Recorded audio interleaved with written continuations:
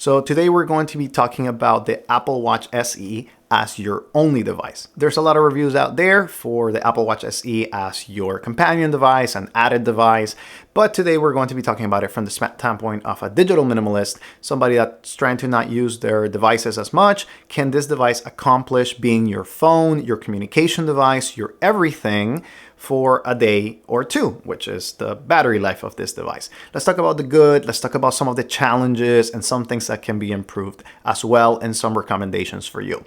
So the pros of the device is the build quality. It's a very well built device. Of course, Apple does have very good devices. They're a little bit overpriced in my opinion, but I think the price is warranted. For $350, this is the 44mm Apple Watch SE, LTE, and GPS options.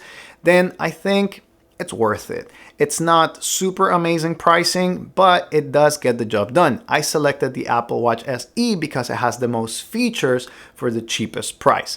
You can go up there with the pricing, especially with some of the newer Apple Watches like the 6 series or the Series 7. They get into the $499 or $550 range, and that's a little bit too much for me. But if you think that the features are good enough, then it may be a good trade-off for you. I think the SE provides the best value for the features that you're getting. I've been using it for the past 30 days for phone calls, text messages, for a lot of different things that you can use with the device. And I think it's a good investment. I think it's a good investment for me. I've been using it as my work phone essentially. So all my work related things are done through the watch. And of course I have also a flip phone at home for my work that has some smart features. I'm using the Kyocera DureX V Extreme right now. If you want to watch the review for that, I'm going to put the card up here. And that device has been serving me well for my needs. But of course, you may have other needs. You may need a smartphone or something like that for work. But for my personal needs, the Apple Watch has been solving a lot of the hiccups that I have had with my transitioning into a dumb phone experience. So good pros also is the battery life. It lasts for about a day or two. If I'm using it really heavily, it's going to last only a day, but it's going to get through the day. If I use it more sporadically and I'm not, constantly asking or sending messages or making phone calls, then of course, it's going to be into that second day, probably even into the third day. I've been able to make it last for 2 days consistently over the last couple of weeks. And maybe when I'm not using it a lot, it will go into 3 days. There's also a good thing about the Apple Watch is that it has a lot of good features. So for example, it does have the ability to call an Uber or have some smart functionality, get maps, get data from the web in a very seamless manner. And since the screen is so small, it's not super addictive. You're not going to be playing games or looking for a lot of information on this screen, but it's good enough that you're able to scroll or get rapid information if you need it. You also have apps in order to, for example, display a QR code for if you're in your country, you need a QR code for, vaccine, COVID purposes, whatever it is. I think it also is able to display some of those, so you're able to have it. Whenever I was traveling a couple of weeks ago for my birthday, and I was able to go and just have my Apple Watch have the codes for when I'm traveling. So that made my experience seamless. I didn't have to print anything. So it was very good. Again, those are the pros. Now there are some negative things, and namely the battery life is good. Don't get me wrong, 2 days is very good for me. But I don't think it can truly replace your device, because if you use it a lot, if you're making phone calls all the time, if you're someone that is going to need to be sending text messages and doing all of those things for your work or maybe for your personal life, then you're going to drain it fast. The speaker is not amazing, so please use Bluetooth headphones or some sort of connectivity, maybe in the car with this device in order to make phone calls. Otherwise, the experience is just terrible. People can hear you, but you cannot hear them because, again, it's a very tiny speaker for this device. But I personally enjoyed it with my Bluetooth headphones. I connected it, it was seamless, and I have had a lot of very good phone calls with it. But if you have a long phone call, it's going to drain battery faster. So there's the toss-up. Battery life is very good if you use it minimally, but it's not very good if you're going to be hammering and making phone calls here and there. If you make maybe 3 or 4 30-minute phone calls throughout the day, I don't think this is a good solution for you. It may be good as an added device or as a companion device, but it's not going to be great for replacing your whole setup.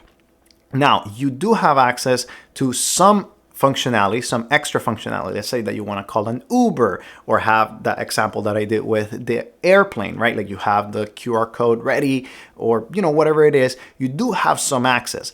However, something that I was increasingly frustrated is that there's not a lot of development of apps for the Apple Watch itself. You need to have the app on an iDevice, so either an iPhone or an iPad.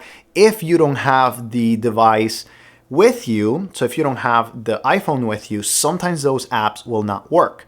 For example, there is a WhatsApp application. It's called Watch App or something like that. And I was able to install it on my iPhone and on my device, on my Apple Watch SE. As long as I was in the range, I will get my WhatsApp notifications very seamlessly, and I will be able to reply very easily. I will be able to see the thread and everything. However, whenever I did not have the iPhone, I leave the iPhone at home. So, whenever I get iMessages, I'm able to get them there. But if I didn't have the device with me, then the Watch app will not work, even though this has LTE from Verizon. So it was a little bit frustrating. Some apps will not work without the companion device. You can set up this device as a standalone as well. So if you want to set up the Apple Watch without having to be connected to an iPhone, it is possible, but you still need to go through the first setup with an iDevice, either an iPad or an iPhone. I found that to be just frustrating personally because you need to have an iPhone in order to set it up, or a family member's iPhone in order to set it up. But I understand that you want to set it up properly and have all of the compatibility and stuff, and with the carriers and everything that you have to do in order to set it up. So that is a con. That's something that I did not appreciate. But after you get that hurdle, you have a lot of good things to go for. Another thing that I did not like is, well, of course, the price. It's a little bit too expensive, and I think there are better solutions for companion devices. So let's say that you get a flip phone, you're able to get other smartwatches that have longer battery life. And honestly, you don't need the LTE portion. The only reason why I got it is because I make sure to replace it with its own number for my work. But honestly, the LTE version is not that much better. I even think that the GPS version is going to be even better because it's not draining that battery all the time. So personally, I would say that the LTE version is good, but it just drains a lot of battery and has a lot of missing functionality. So I don't know. I'm kind of still in the fence about it. To that point, the compatibility with LTE, it was good most of the time, but sometimes it just dropped. I just didn't have the ability to, get the information that I needed, or sometimes I missed the message.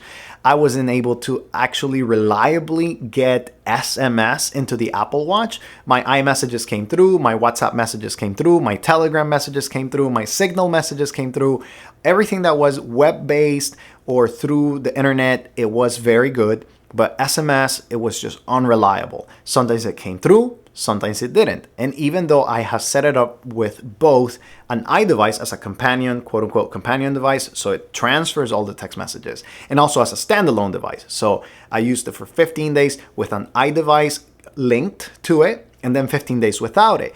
Whenever I linked it, it was very spotty. Whenever I did not link it, it was still spotty. So that's another challenge that you need to kind of be aware of in order to transfer fully. If you're going to use this device as your only device, then I think you really need to think about the functionality that you may be getting from it. And you really need to try it out, whether it is for you or not. Now, there are some suggestions that I'm going to have for those of you that are looking for an Apple Watch as your only device. Number one, be aware of what it can do and what it cannot do. So research throughout the reviews, ask questions, and let's say that you only need iMessage, phone calls, and maybe one app, like a reminders app, like a health app or something like that. Then great. This device can do those things and it's going to excel at it. And it's going to have great battery life and you're going to be able to use it reliably. Now, if you're trying to fully replace and use this as a smartphone, I do not recommend that. Like if you're trying to load it with Audible, podcasts, and listen to music like Spotify or Tidal or whatever it is that you use, and then on top of that you want to send text messages and make phone calls, this is not the device for you. Make sure to get another device, something that complements something better for you, that is more digital minimalist, that allows you to use it a little bit less, but that still has the features that you need. You know, something like, for example, the Kyocera DureX V Extreme or the Cat S22 Flip. Those are smart, super smart flip phones, right? Or if you're looking for something more basic, check out Light Phone, Punkt, Mudita Pure, things of that nature. They may still be out of your budget range, but you can save for it and then make the transition, make the switch. So my review of the Apple Watch SE is that it's a very good device if you know how to use it. Again, I enjoy a lot of the features. I enjoyed a lot of the health things. It tracks your sleep. It also is able to track your steps. It reminds you to stand. It reminds you to stay active. And I really like those features. But if you're trying to use this as your only device, I personally do not recommend it. But you need to do your own research and ask your own questions. So if you have any questions or anything about this device or anything else I missed, make sure to put it in the comments below. I'll be interacting with you guys. Personally, I think that you're able to use this as your only device if you are very minimal in your use. If you want to be listening to podcast music, if you want to be doing a lot of the replacing, a lot of those things that you do with your phones, don't use this device for that. Again, any questions, put it in the comments below, and the links are out there for purchasing the device if you're interested. Thank you for watching. I'll see you in the next one.